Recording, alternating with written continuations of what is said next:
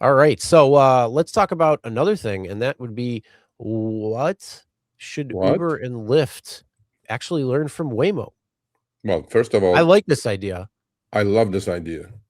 They could learn. So Harry is doing the driverless digest. Do you know that I'm a contributor now for the driverless digest too, Chris? Did you know that? Uh, I'm doing like it was like, oh, your articles are doing well. Can you write me some? I'm like, bro, I'm writing like 7 or 8 for RSG. I go like, I'm knee deep in shit. I'm whatever. So long story short, okay. So if you ever order a Waymo and your ass is not in the car in 4 minutes and 59 seconds, okay, that Waymo is gone. First of all, Uber and Lyft should learn from that. Number one. Hmm.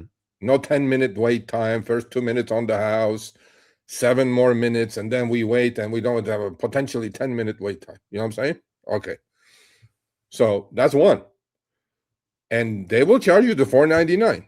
There's no ifs and buts about it. There's no driver you can argue with. You cannot text the driver saying, "Oh, I'm in the elevator. I'm coming down. I'll be right there." That's that's Levi's. I'll tip you in the app. None of that stuff happens. So Harry tried to take Waymo in LA on Saturday night. He spotted a new Waymo feature in the app in Los Angeles that lets riders pay an additional fee to delay pickup by 2 minutes. Fucking brilliant by Waymo. Okay? So Uber, Lyft, learn from this. Do this to your riders. If Yeah. Waymo is doing it, right? So Yeah. Waymo has long had relatively strict, not relatively strict, very strict pickup policies, including a $4.99 cancellation or no-show fee plus tax. Cool. But this appears to be the first time he's seen the company explicitly monetize extra pickup wait time. I Learn like it. this from this Uber.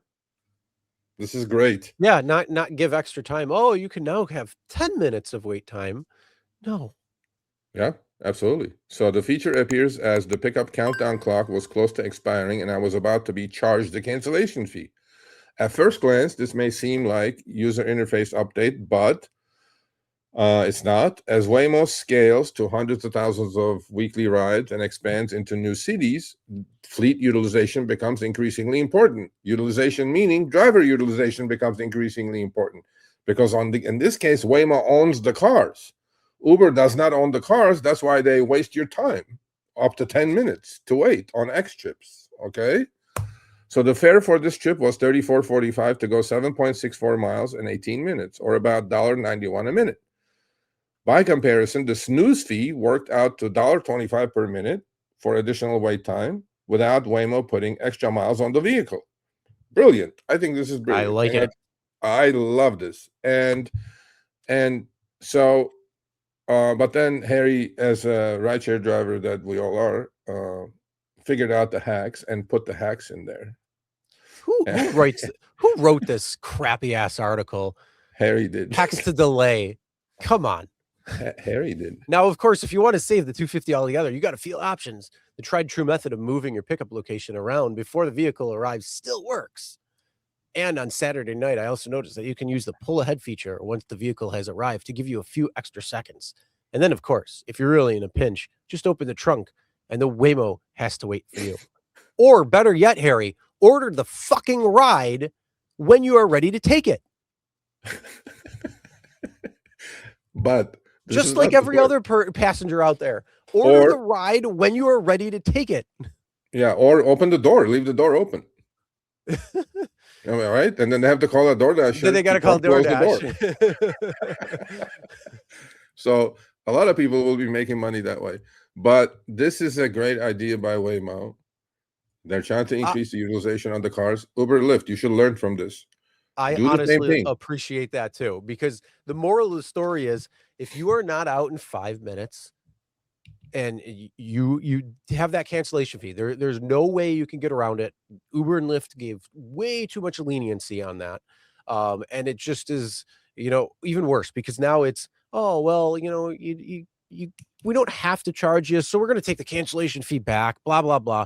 Then it went to, oh, let's go to 7 minutes. Oh, let's go to 10 minutes. Before you know it, it's going to be 15 minutes. And it's like, no. One thing I always say is work smarter, not harder. If you aren't using the Solo app, then you may be working harder. So let's change that. Download the app, link your accounts where you can manage your income, track your expenses, and project your taxes.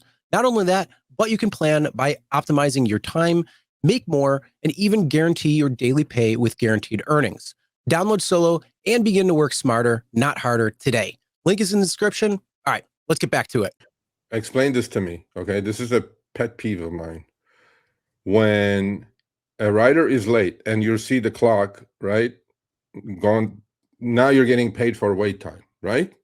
Mm-hmm. And you know that Uber and Lyft are charging a lot more to the rider than what they're paying you, the peanuts and pennies that they pay you for waiting, right? Mm-hmm. Okay, here's my idea.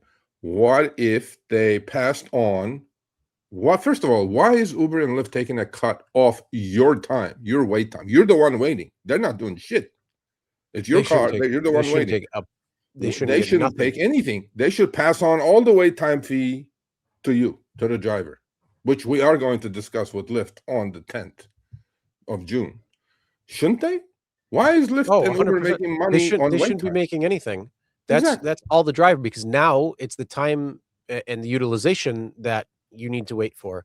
And then the snooze feature, that's something, hey, you get a notification, passenger paid snooze fee of 2 extra minutes or whatever. So you at that point, it's like, okay, you sit there. If you don't sit there that full 2 minutes, you don't get that money. Then that I completely would understand. But if you sit there for the full 2 minutes, there like another red countdown would pop up or something. And then once it goes green, at that point, that's when you could cancel if they're still not available, or they can hit the snooze fee again or something. Okay, so Levi says he can explain why Uber should take a cut, and they should. So explain it, Levi. But I think this is good training. An Uber shill. You're an Uber shill. But this is good training. Waymo's putting on the riders. This is good training.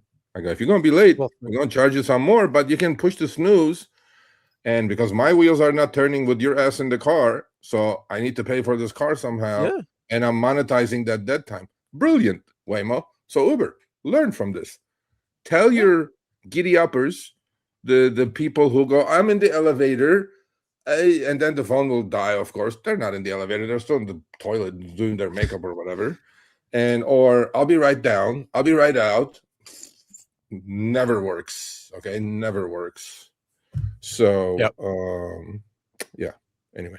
All right, thanks for watching. That short little clip was from our live stream, Show Me the Money Club with Sergio and myself, Tuesdays, 6 p.m. Eastern, 3 p.m. Pacific. Make sure you subscribe, turn on all notifications so you'll be notified when we go live, as well as all of our awesome content.